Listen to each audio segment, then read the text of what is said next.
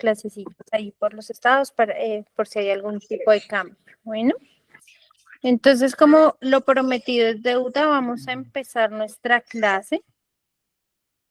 Denme un segundito, les comparto nuestra clase. Principalmente dejamos para hoy medicamentos endocrinos para terminar el tema de endocrinología adulto.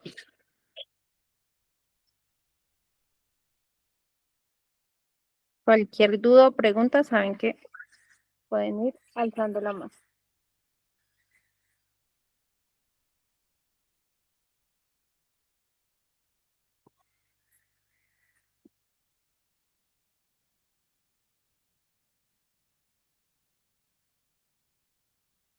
Listo.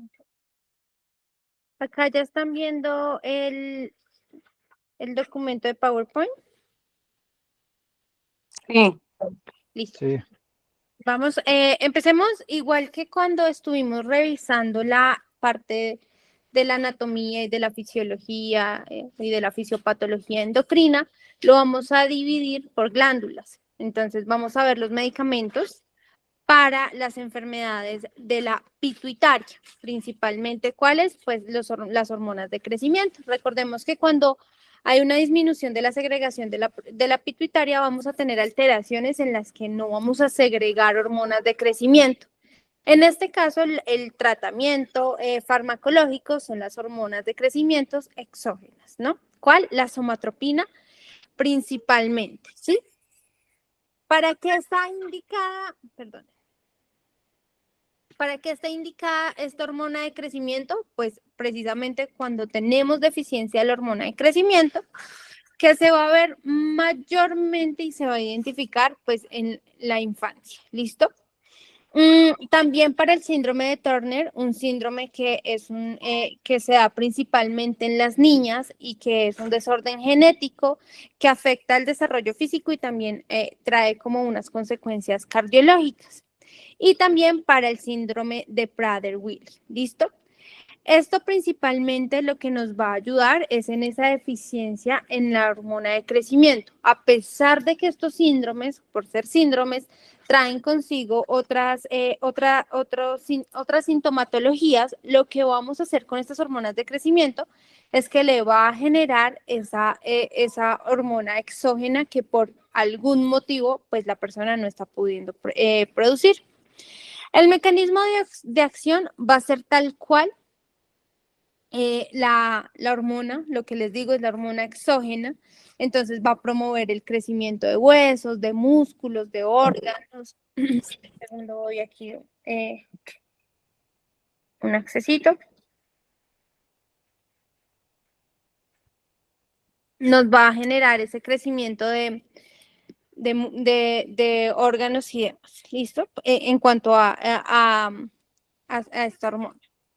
Efectos secundarios, y es lo principal que vamos a ver en este niño, en esta reacción, va a ser que puede llegar a generar hipoglicemia.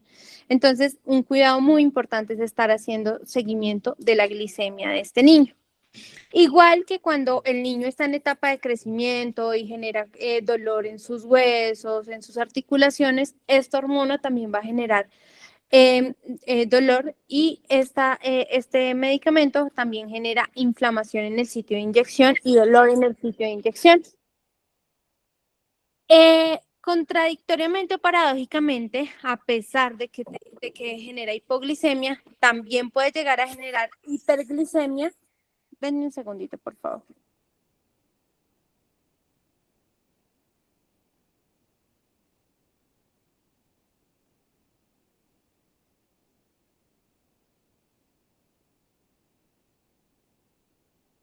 Listo, disculpen. Entonces les decía que paradójicamente, a pesar de que puede llegar a generar hipoglicemia, también tiene mucho riesgo de generar hiperglicemia, tanto así que nos incrementa el riesgo de diabetes mellitus tipo 2. Y nos puede llegar, acuérdense que cuando veíamos todas estas complicaciones cuando veíamos estas complicaciones de la pituitaria, veíamos que uno era que tuviésemos disminución de la hormona de crecimiento y todo lo contrario era que se me aumentara la hormona de crecimiento y me generara acromegalia. Entonces, esta hormona de crecimiento, cuando se empieza a administrar en exceso, principalmente en los adultos, puede llegar a generarnos acromegalia. ¿Qué es la acromegalia? Que hay un gigantismo, ¿cierto? Entonces vamos a ver que es muy grande, que hay megalias, hepatomegalia, esplenomegalia, ¿listo? Y que se da precisamente por la segregación excesiva de esta hormona de crecimiento. Consideraciones importantes. Lo principal en esta hormona, lo principal es que hay que aplicarla en la noche, ¿listo? Denme un segundito, por eh,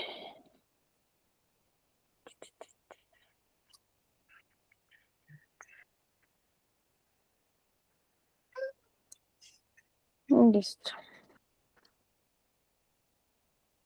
Entonces, lo principal, lo que les decía, es que se debe administrar en la noche, es el cuidado principal y lo que nos pregunta el NCLEX. ¿Qué es más también importante? Pues llevar a cabo un seguimiento del crecimiento y desarrollo del niño. ¿Para qué? Para estar mirando precisamente que pues esto haga efecto. Estar mirando niveles de glucosa, recuerden, hay riesgo tanto de hipoglicemia como de hiperglicemia.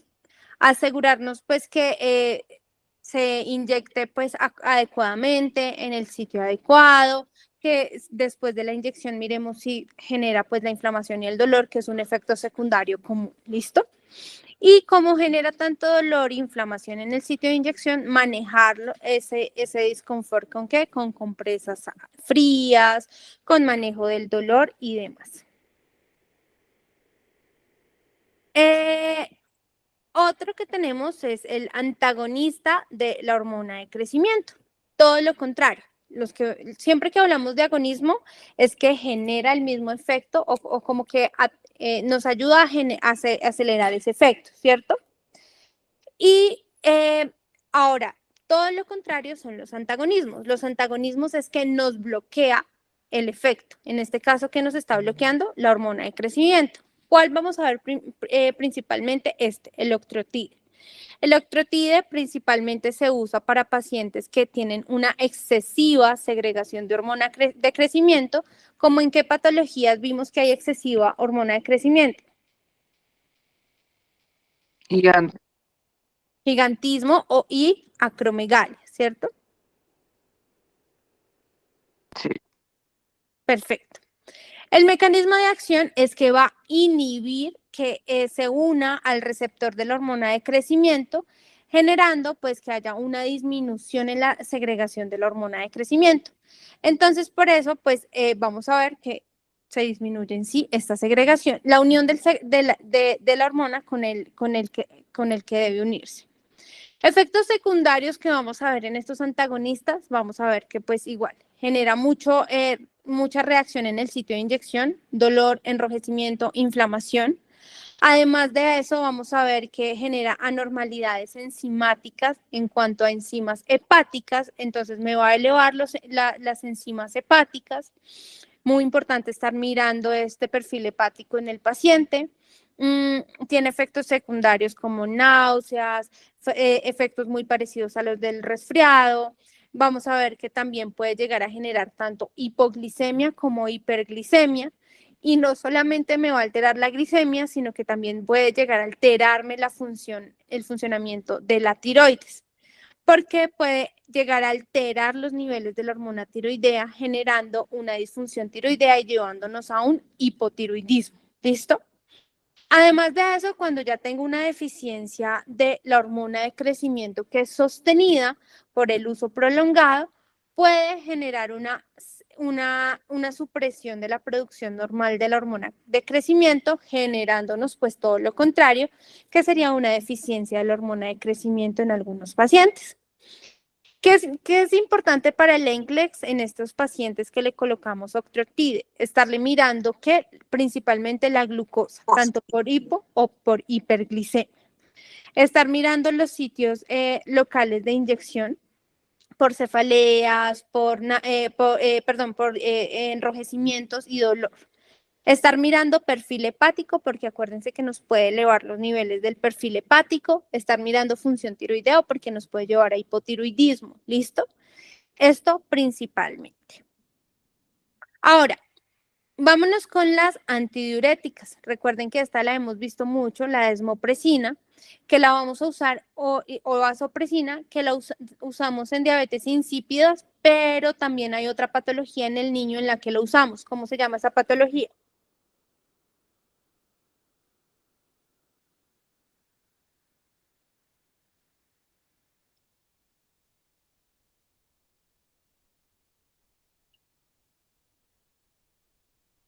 ¿Cómo se llama la patología en la que usamos vasopresina en el niño?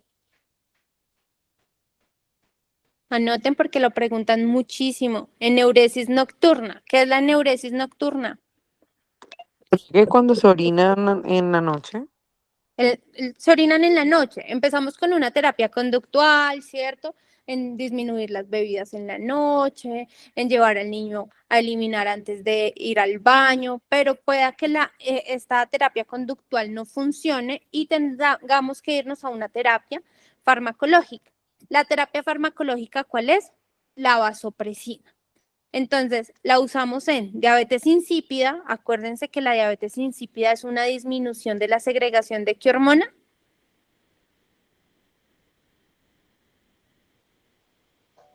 Antidiurética. Antidiurética, muy bien. Es una disminución de la hormona antidiurética, por lo tanto, el paciente no retiene, sino que está deshidratado. ¿Qué genera la vasopresina tanto en estos pacientes como en los pacientes con eneuresis nocturna? Pues que se sintetiza esa hormona antidiurética, ¿cierto? Y lo que vamos a tener de alguna manera es la liberación de esta hormona antidiurética y va a tener el efecto de la hormona. ¿Cuál es el efecto de la hormona? Retener agua. ¿Listo? Entonces, en los riñones, ¿qué va a hacer? Actuar en los ductos, los ductos colectores, que vamos a ver que principalmente va a incrementar esa reabsorción del agua, porque normalmente es como si el paciente estuviera, como si una llave estuviera abierta, ¿cierto? Bota todo el agua que va entrando. Lo que va a generar en los riñones principalmente es que en esos ductos recolectores se reabsorba el agua y no se elimine toda. Y además de eso, pues también vamos a ver que va a aumentar pues esta liberación de la hormona antidiurética que me va a ayudar con la retención de agua. ¿Listo? ¿Qué efectos secundarios? Pues de retener tanta agua puede llevarme a una retención de fluidos y que mi paciente se me encharque, es cierto, que lo vea edematoso, que pueda encontrar que por la cantidad de líquido haga una hiponatremia dilucional, que es lo que pasa en el síndrome inadecuado de la hormona antidiurética, que también haya cefaleas, náuseas. Normalmente la desmopresina se administra de manera nasal, entonces pues puede llegar a generar irritación y congestión nasal. ¿Listo? Y por lo mismo, por la misma retención de fluidos, también me puede llevar a la hipertensión. ¿Qué es importante estar mirando en esta desmopresina? Entonces, estar mirando el estado de líquidos del paciente. ¿Cuál es la manera más adecuada de mirar el estado de líquidos de pacientes? El peso. Medida del peso. El peso, muy bien. Entonces, estar mirando el peso del paciente, pero no solamente el peso en este caso, sino estar mirando también electrolitos, sodio, potasio, ¿cierto? Por el riesgo de que puede llevarme a una hiponatremia dilucional. ¿Listo? Estar mirando también la tensión arterial por ese riesgo de hipertensión, como mi paciente tiene hiponatremia, entonces, ¿qué alteraciones puede llevarme la hiponatremia en este paciente?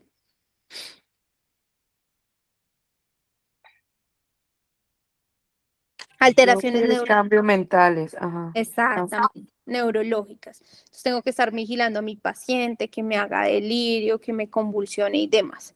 ¿Listo? Mirar la hidratación adecuada, pero evitar la sobrecarga de fluidos. Entonces, en algún momento tenemos que entrar a mirar si el paciente puede entrar en una retención de líquidos porque se me va a encharcar este paciente. ¿Listo? Y esto es lo principal, el estado de líquidos del paciente, pesarlo en la mañana, mirar salidas del paciente, mirar electrolitos, mirar estado neurológico, ¿cierto? Principalmente por la hiponatremia que puede llegar a ser. Recuerden, se usa en diabetes insípida, pero también la van a ver en la eneuresis nocturna. Entonces, estos son nuestros medicamentos para la pituitaria. tanto para el déficit de hormona de crecimiento, para la acromegalia o para la diabetes insípida. Ahora vámonos a ver los medicamentos tiroideos que fácilmente van a ser para dos patologías, ¿cierto? Para el hipotiroidismo y para el hipertiroidismo. Para el hipotiroidismo, ¿cierto? Tenemos la hormona tiroidea que conocemos muy bien, que es la levotiroxina sódica. La levotiroxina no es más que la hormona tiroidea de manera exógena y va a hacer todo lo que hace la hormona. Entonces va a regular el metabolismo, regulando pues el metabolismo de carbohidratos, de proteínas, va a generar efectos cardiovasculares, que sabemos que en el hipotiroidismo tenemos bradicardia, entonces nos va a incrementar ese gasto cardíaco, nos va a incrementar la frecuencia cardíaca, nos va a ayudar también en la función renal, generando que haya un mejor flujo renal. ¿Listo? Y como tanto nos llevaría a efectos secundarios como si tuviera ¿qué? Hipertiroidismo. Entonces recuerden que en el hipotiroidismo normalmente yo tengo a mi paciente constipado, con frío, con obesidad, con bradicardias, ¿cierto? Entonces los efectos secundarios van a ser todo lo contrario. Va a tener diarrea porque el metabolismo está a 1000, va a tener calambres abdominales o retorcijones abdominales, ya no va a estar aumentado de peso, sino que va a tender a disminuir el peso, va a tener un apetito incrementado, ya no va a estar bradicárdico, sino que va a tener palpitaciones, ya no va a tener intolerancia al frío, sino que va a tener intolerancia al calor y va a estar sudoroso este paciente, aumento de la tensión arterial, arritmias y angina. ¿Listo? Hay que tener muy en cuenta en estos pacientes, los pacientes que concomitantemente tienen la diabetes mellitus. ¿Por qué? Porque puede requerir más dosis de medicamento antidiabético cuando se empiece este reemplazo de la hormona tiroidea. ¿Por qué? Porque el metabolismo va más rápido. Entonces, posiblemente va a necesitar más dosis, ya sea de un medicamento, de un hipoglicémico, un medicamento oral o de la insulina. ¿Listo? Monitorizar los efectos cardiovasculares. ¿Qué pasa? Que me va a incrementar palpitaciones y frecuencia cardíaca. Entonces tengo que estar mirando el riesgo de angina, de un episodio agudo cardíaco, de un ictus. ¿Listo? ¿Por qué? Porque si concomitantemente mi paciente tiene patologías como la arteriosclerosis y tiene una hipertensión, ¿cierto? Pues lo que va a generar es que esa plaquita se me despegue más fácilmente y me dé una oclusión coronaria o un ictus. ¿Listo? Pacientes con anticoagulante pueden necesitar también que estemos monitorizando muy de cerca el estado de la coagulación. Las mujeres embarazadas van a requerir un incremento de la dosis de la levotiroxina porque pues al estar embarazadas su metabolismo va a aumentar, por lo tanto necesitamos aumentar el medicamento. Este medicamento es un medicamento titulable, quiere decir que seguidamente se le tiene que estar haciendo al paciente una evaluación de la TSH y dependiendo de la TSH se va titulando la cantidad de medicamento. ¿Listo? Lo más importante y el punto más importante para el NCLEX es la adherencia al medicamento. Este medicamento se debe tomar sagradamente todos los días de 30 a 60 minutos antes del desayuno, pero siempre, siempre se debe consumir. Se consume a esta hora, ¿para qué? Porque inicia el metabolismo a esa hora y además de eso, para prevenir insomnio, ¿listo? Porque pues todo va a estar así rápido. Además de esto, nunca se suspende ni antes de cirugía ni antes de un procedimiento. Es el medicamento que necesita prácticamente el paciente para andar porque no tiene hormona tiroidea, ¿listo? Este medicamento va a ser de por vida. De por vida nunca se descontinúa porque milagrosamente no vamos a tener una persona que empiece a segregar TSH o que ya no tenga tiroides y que de repente tenga una segregación de TSH. No, no existe ese milagro. Entonces, de por vida lo vamos a necesitar. ¿Listo?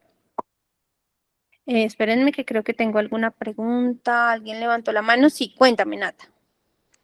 ¿Cada cuánto se haría como el examen del nivel de medicamento o de hormona en el cuerpo? Listo. Esto es muy dependiente, Nata. No hay una guía específica que nos diga que se debe hacer cada 1, cada 2 meses, iniciando se va mirando y se va haciendo el seguimiento según qué, principalmente según los efectos secundarios. Porque vamos a ver que al titularlo podríamos ver que los efectos secundarios son muy, muy, muy fuertes. El paciente con mucha diarrea, con mucha taquicardia. Entonces, inmediatamente se debe hacer seguimiento. Se va titulando según los efectos, pero normalmente se va haciendo seguimiento cada 3 meses. Ok, ok, perfecto. Listo. Entonces, eso es cuando no tenemos hormona tiroidea, pero resulta y pasa que también tenemos hipertiroidismo, que es cuando nos segrega muchísima hormona tiroidea. Y para eso usamos las drogas antitiroideas. ¿Se acuerdan que en clase les hablé del metimazol y del propiltiuracilo? Esos medicamentos son los antitiroideos. ¿Para qué lo usamos? Para el hipertiroidismo y para la enfermedad de Graves. Estos medicamentos inhiben la segregación de hormonas tiroideas, efectos secundarios, pues vamos a encontrar que va a llevar a disconfort gastrointestinal, que me puede llevar a constipación, que me puede llevar al hipotiroidismo, entonces voy a tener signos de hipotiroidismo, entonces ya es ganancia de peso, intolerancia al frío, alopecia, todo esto que trae en sí el hipotiroidismo. ¿Qué debo estar mirando en este paciente? Reacciones adversas, ¿cierto? Una reacción adversa de estos medicamentos es la granulositis. Entonces voy a ver que se me disminuyen mis glóbulos blancos y tengo que estar mirando reacciones como fiebre, rash, dolor de garganta, ¿listo? También me lleva a hepatotoxicidad. Entonces, ¿qué tengo que estar mirando? Ictericia y perfil hepático todo el tiempo. La hormona, la función tiroidea también se va regulando y se va ajustando la dosis según cómo está funcionando esa tiroides. ¿Listo? Muy importante avisar sobre la granulositis, efecto secundario principal que más cuidamos, que puede llevarnos a una infección grave en el paciente. También monitorizar esos síntomas de hipotiroidismo, como ganancia de peso, como fatiga y demás. ¿Listo? ¿Para qué? Para ajuste de dosis. Y principalmente esto. ¿Hasta ahí alguna duda? ¿Cómo vamos, chicos?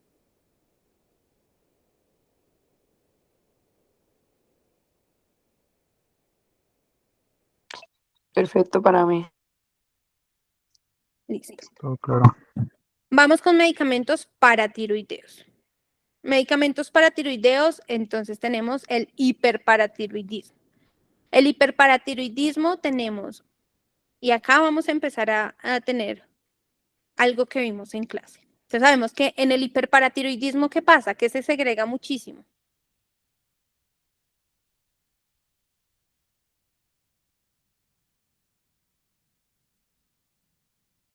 Se segrega mucho cuando hay aumentada la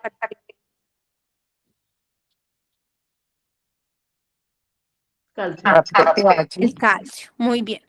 Entonces, aquí vamos a tener algo que es los calcimiméticos.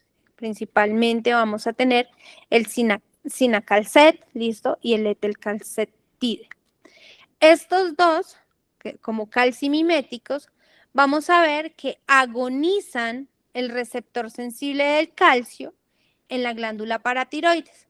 Entonces, lo que hacen es que al activar ese receptor, lo que hacen en esas células paratiroideas es que mantienen los niveles, como tenemos esos niveles de calcio elevados, ¿cierto? En sangre, reduce la segregación de la hormona paratiroidea.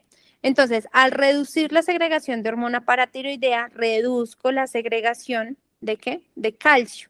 Me disminuye el nivel del calcio. Efectos secundarios que vamos a tener náuseas, ¿cierto? Todos los efectos que puedo llegar a ver en el hipoparatiroidismo. Náuseas, vómito, hipofosfatemia, hipertensión, diarrea, hipoglicemia. ¿Listo? Además de eso, tengo los análogos de la vitamina D, ¿cierto? Como cuál, el calcitriol, que ya lo hemos visto. Entonces, vamos a ver que ese calcitriol lo que va a hacer es que va a incrementar la absorción del calcio intestinal y del calcio que se encarga de la mineralización ósea, y lo que va a hacer es que va a inhibir la síntesis y la liberación de la paratiroides en las glándulas paratiroideas, es decir, me disminuye el calcio sérico, me lo aumenta intestinal y me lo aumenta en huesos. ¿Listo?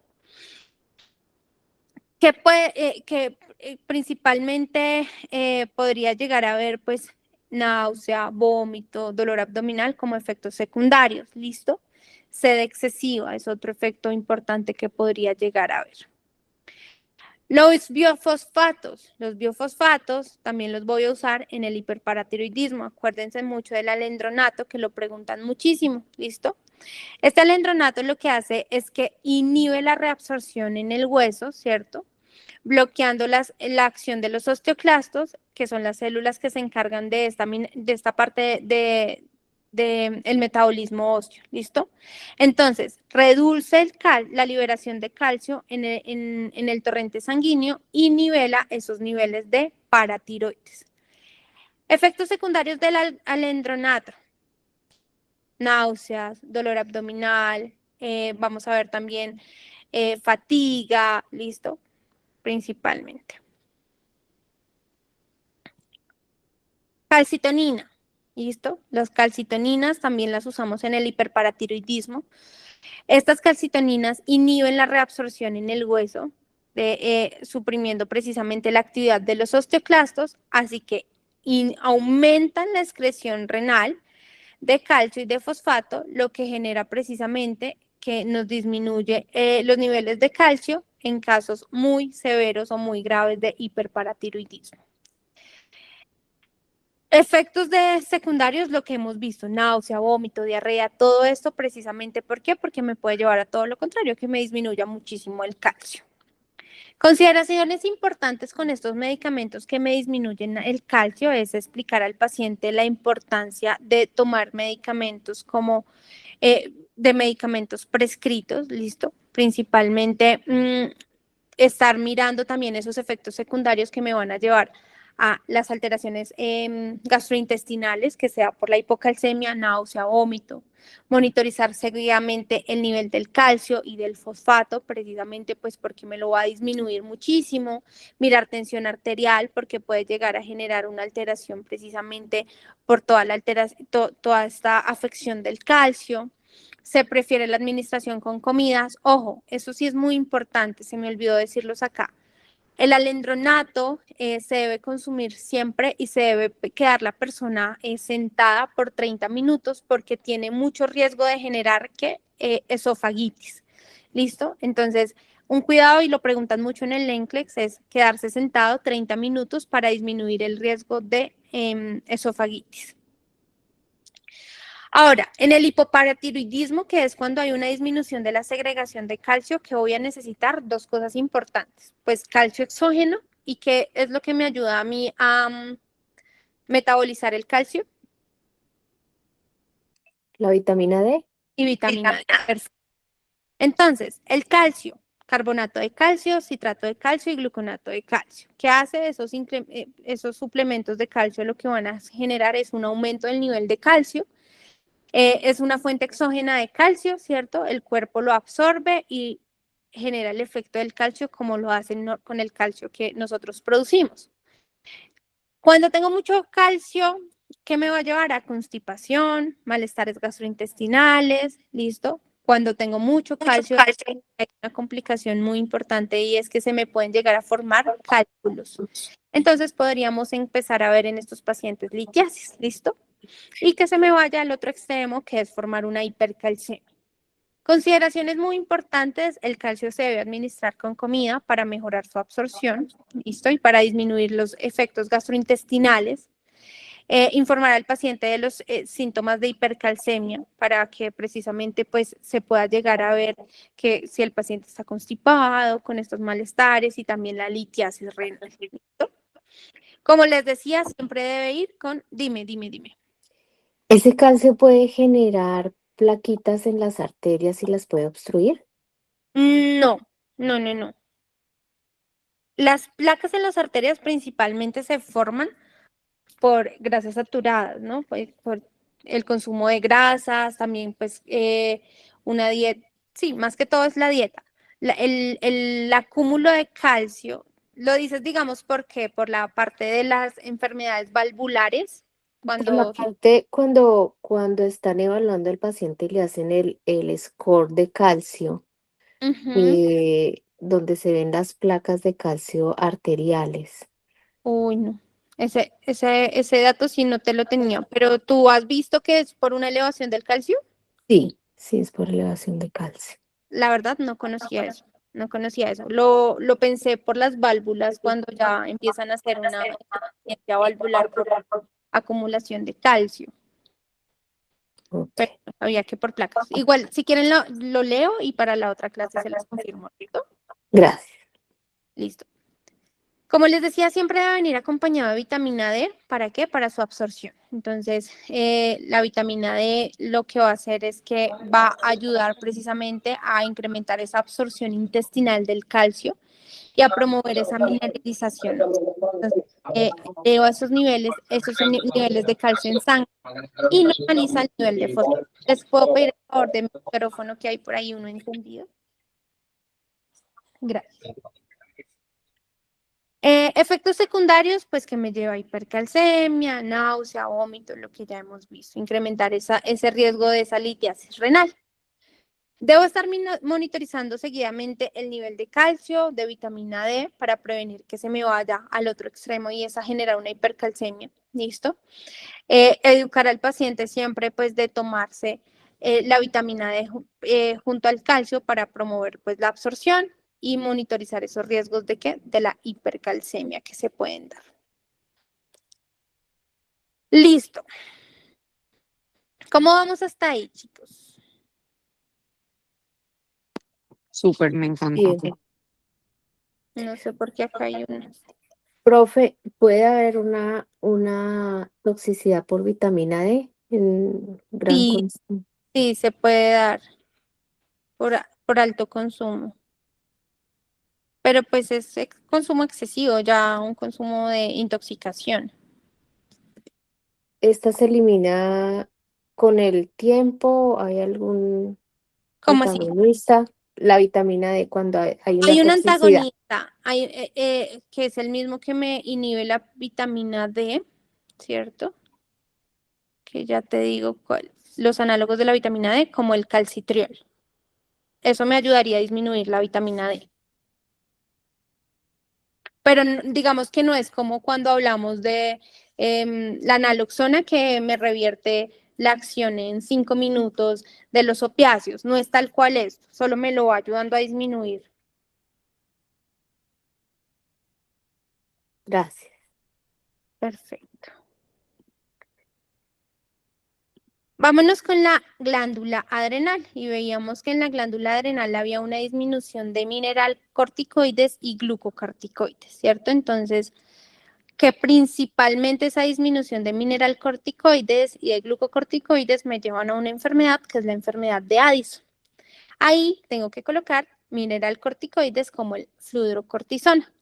Este fluocortisona, pues, está indicado en la enfermedad de Addison, ¿cierto? Que se da precisamente que hay una disminución en la segregación de mineral corticoides y lo que me va a ayudar a una reabsorción del sodio. Recordemos que el sodio en estos pacientes con Addison está disminuido, entonces lo que hace es que actúa en la retención de sodio de los túbulos renales, o sea, me aumenta el sodio. En una excreción de potasio, recordemos que en Addison el potasio está aumentado, entonces me lo ayuda a eliminar para disminuir el nivel de potasio sérico, eliminar potasio a través de la orina, y me ayuda con el incremento del agua, la reabsorción de agua. Recuerden que este paciente va a tener hipotensión, va a estar bajo en su estado hídrico. Estos mineralcorticoides me ayudan a retener agua y me ayudan en ese balance hídrico. ¿Qué puede pasar? Que me puede llevar a efectos secundarios como retención de fluidos y edema, que me puede llevar a hipertensión, alteración electrolítica, como ¿qué? Como una hipocalemia por mucha eliminación de potasio y a una hipernatremia por mucha reabsorción de sodio, eh, que me puede llevar a náuseas y vómitos. ¿Qué debo estar mirando en este paciente? Pues me está aumentando los fluidos. Tengo que estar mirando muy seguidamente el peso del paciente, que es el gran mama, como siempre se los he dicho. También tengo que estar mirando tensión arterial por la retención de fluidos, nivel de potasio por la eliminación excesiva, que me puede llevar a una hipocalemia, nivel de sodio, que está una retención excesiva, que me puede llevar a una hipernatremia. Educar al paciente también, si entrada miramos a ver si hay retención de fluidos, si miramos a ver si hay edema, si hay edema periorbital, cómo está esa fobia de ese edema, ¿listo? Asegurarnos que haya una dieta baja en sodio. ¿Por qué? Porque estoy reteniendo sodio. Y que sea una dieta rica en potasio. ¿Por qué? Porque estoy eliminando potasio. Esto principalmente con la fluocortisona. Esos son los mineralcorticoides y también recuerden que hacemos una reposición de glucocorticoides.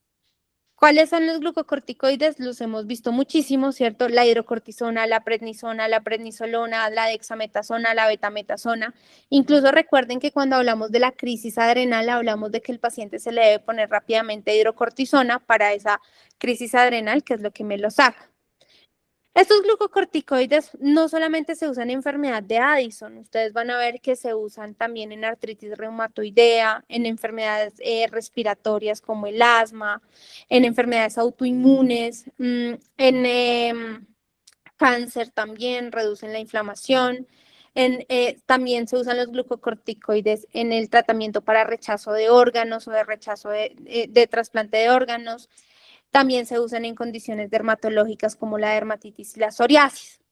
Es muy importante tener en cuenta que estos medicamentos glucocorticoides son de sumo cuidado porque pueden llevarme a que se me convierta que mi paciente esté en qué patología.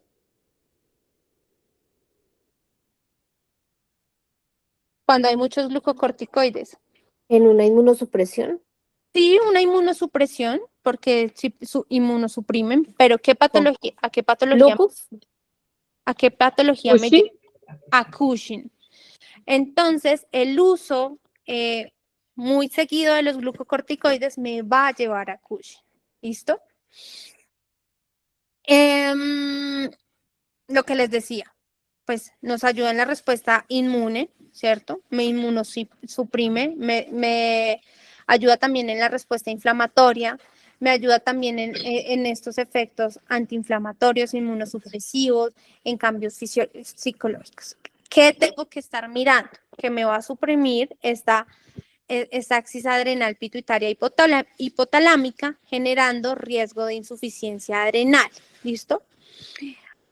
Este efecto secundario es muy importante, la osteoporosis, ¿listo? Recuerden que estos glucocorticoides me disminuyen la mineralización ósea, entonces me incrementa el riesgo de fracturas y que me lleva al paciente a osteoporosis. Me lleva a retención de fluidos y ganancia de peso. Recuerden que Cushing hay hipertensión, hay edema, hay carita en forma de luna, hay obesidad central, hay estrías, ¿listo? También me aumenta la glicemia, entonces me lleva a una hiperglicemia y a un riesgo de diabetes tipo 2, ¿listo? Me inmunosuprime, entonces me aumenta el riesgo de infección, me demora las curaciones de las heridas, me lleva a problemas gastrointestinales, ¿listo? Me lleva a cambios en la piel, a que esté más delgada, a que esté más frágil, a que haya presencia de estrías y me lleva en sí a todo esto completo que es el síndrome de Cushing, ¿listo? Que se da ¿qué? ¿Por qué? Por el uso prolongado. Muy importante estar monitorizando síntomas como Cushing, como ganancia de peso, hipertensión, hiperglicemia, osteoporosis, infecciones, cambios en el estado de ánimo. Siempre en el uso de estos medicamentos se usa la dosis más pequeña para minimizar los efectos adversos. Entonces se usa la dosis más pequeña. Si no funciona, se debe ir aumentando, pero siempre se empieza desde lo más pequeño. Y se limita mucho la duración de la terapia si el paciente no lo necesita por largo término para evitar este riesgo de que genere Cushing. Tengo que estar mirando la función adrenal, ¿cierto? Mirar los test de cortisol, que cuando tengo elevado el cortisol, pues el paciente no duerme, se engorda y demás. Además de esto, como tengo una disminución, un aumento de riesgo de osteoporosis y de fractura, el paciente siempre debe ir con calcio y vitamina D.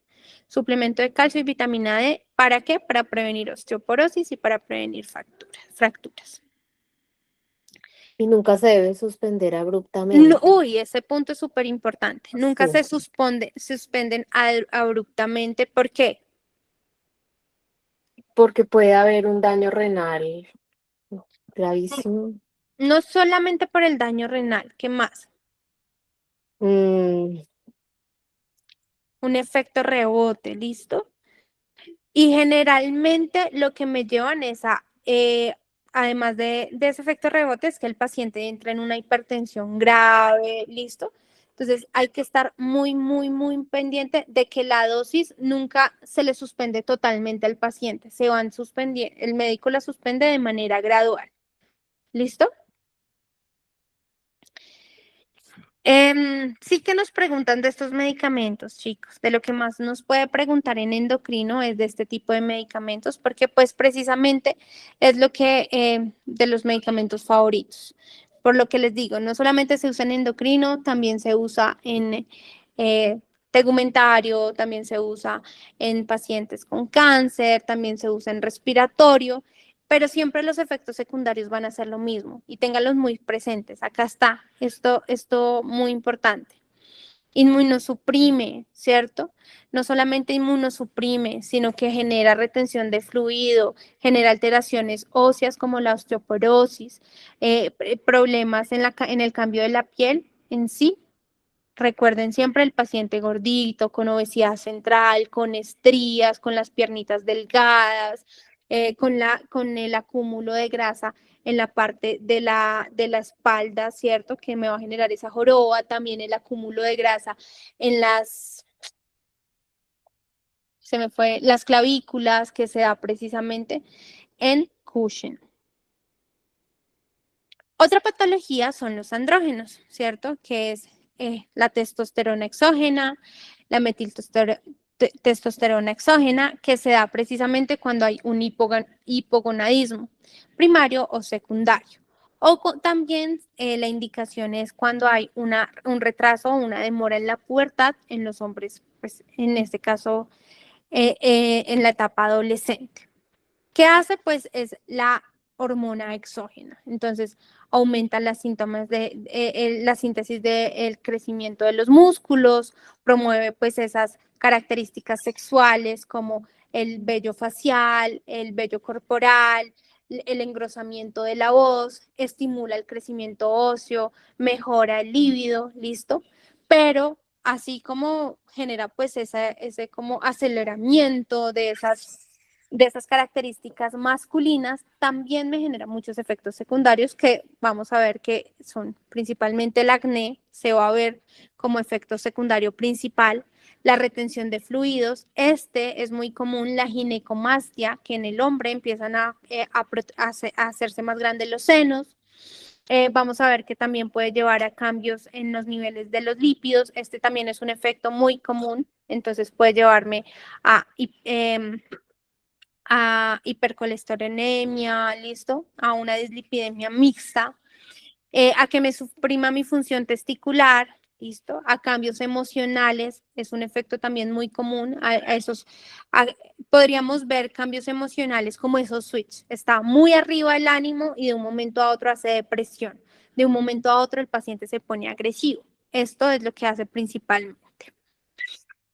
Como efecto adverso, genera daño hepático, por lo tanto hay que estar muy pendiente de enzimas hepáticas de este paciente. Incrementa también la enfermedad cardiovascular, como lo vimos. También hay excesivo crecimiento del vello, entonces me lleva a hirsutismo. Vamos a ver que como genera ese engrosamiento de la voz, me puede llevar a que se engruesen muchísimo estas cuerdas bucales. Vamos a ver también que me puede llevar a riesgo de cáncer de próstata, alteraciones en la elevación del colesterol. Importante estar mirando en este paciente tensión arterial, estar mirando también el riesgo pues de esa retención de fluidos, entonces peso del paciente, la parte del acné, los cambios emocionales. Yo creo que a ustedes les suena muy, muy suave los cambios emocionales, pero para el NCLEX es muy importante los cambios emocionales, porque un paciente que está deprimido y de un momento a otro está con energía, así como cuando está iniciando una terapia antidepresiva, pues el paciente tiene toda la energía para llevar a cabo un suicidio. Entonces, los cambios emocionales hay que tenerles mucho cuidado y hacerle mucho seguimiento, porque si mi paciente está deprimido y de repente tiene energía, se me suicida fácilmente. ¿Listo? ¿Cómo vamos hasta ahí, chicos? Bien, profe. Bueno. Nos queda por revisar qué, estrógenos y progesteronas, que va a ser, pues, bueno, revisemos estrógenos y progesteronas y dejamos para la próxima clase que los medicamentos antidiabéticos orales, las insulinas, y hacemos preguntitas de este tema. ¿Listo? Estrógenos y progesteronas vamos a tener tanto estrógenos como progesteronas. Estrógenos vamos a tener los estradioles, ¿cierto? Y las progesteronas, pues la medroxiprogesterona, precisamente pues estos estrógenos conjugados y demás. ¿Para qué se indican estos estrógenos y progesteronas? Para una terapia de reemplazo hormonal, para una regulación del ciclo menstrual, para síntomas de la menopausia, ¿listo? Cuando hay una disminución precisamente de estas dos hormonas, o para desórdenes ginecológicos. Se puede enviar progesterona para cuando hay endometriosis, cuando hay, ay, se me olvidaron se me fue el nombre de estos, endometriosis, ah, pólipos, listo, generalmente. Los estrógenos, pues, son unas hormonas del sexo femenino que van a tener muchísimos efectos en el cuerpo, principalmente lo que va a hacer es que tiene respuestas fisiológicas, pero también respuestas psicológicas. ¿Listo? Principalmente los estrógenos aumentan el crecimiento del tejido de los senos y también los maduran. Regulan el ciclo menstrual, mantienen también la salud ósea. Por eso también los estrógenos se pueden indicar en pacientes que tienen riesgo de osteoporosis. También ayudan en la salud cardiovascular y en el metabolismo de los lípidos. Las progesteronas lo que hacen es que principalmente su función principal es que maduran el tejido endometrial, ayudan con la implementación del óvulo, regulan el ciclo menstrual, previenen también la proliferación de excesivo tejido endometrial, por eso se usa muchísimo en endometriosis. Pero así como tienen tantos efectos, cuando se elevan mucho, tienen unos efectos secundarios que son bien importantes. El principal que vamos a ver es este riesgo de generar trombos, ¿cierto? También vamos a ver que pues genera sensibilidad en los senos, también genera muchos problemas, muchas alteraciones en el estado psicológico que genera este cambio del estado del humor, que el paciente está muy bien y pasa a estar muy mal. Cambios en el líbido, incremento de los coágulos y riesgo de coágulos es el efecto principal de los estrógenos, ¿listo? Otros efectos a los que me puede llevar, un incremento de la tensión arterial. Principalmente que tengo que estarle mirando a estos pacientes, la tensión arterial, listo, y también el riesgo de tromboembolismo, listo. Entonces, esto es lo principal, siempre les he hablado de esto con estas dos hormonas, estar mirando el riesgo de tromboembolismo en el paciente, listo. Estar mirando el estado de ánimo, también el estado psicológico es muy importante en esta parte, en estas hormonas. Y principalmente esto, ¿listo? Bien, chicos, entonces nos queda por revisar los medicamentos del páncreas, que van a ser los hipoglucemiantes orales, y también las insulinas, que sé que tienen bastante duda con esto de las insulinas. Lo vamos a revisar en la próxima clase para que ya salgamos de eso, y a la vez vamos a hacer preguntas de medicamentos para terminar este tema, ¿listo? ¿Alguna duda, alguna pregunta que tengan?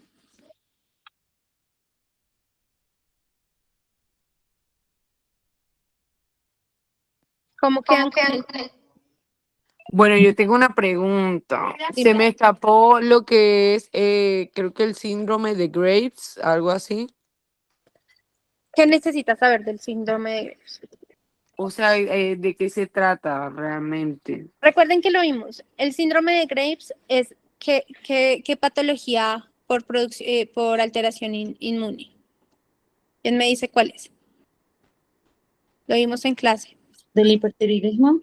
Hipertiroidismo por causa autoinmune, ¿cierto? Entonces, es el mismo hipertiroidismo, pero la causa es que sea por enfermedad autoinmune. ¿Listo, Nata? Ok, perfecto. Y en el hipotiroidismo por enfermedad autoinmune, ¿qué patología se da? ¿Qué me genera hipotiroidismo por enfermedad autoinmune? La tiroiditis de Hashimoto. Hashimoto. ¿Listo? Esas clases, hola, Hola, hola Clau. Aleja. Aleja me pregunta, ¿todas esas clases quedan grabadas en algún lado donde no las pueda ver? Sí, ya ahorita pido que te envíen el link, ¿vale? Vale, muchas gracias, Aleja. Listo. El jueves nos vemos para hacer competencia diaria.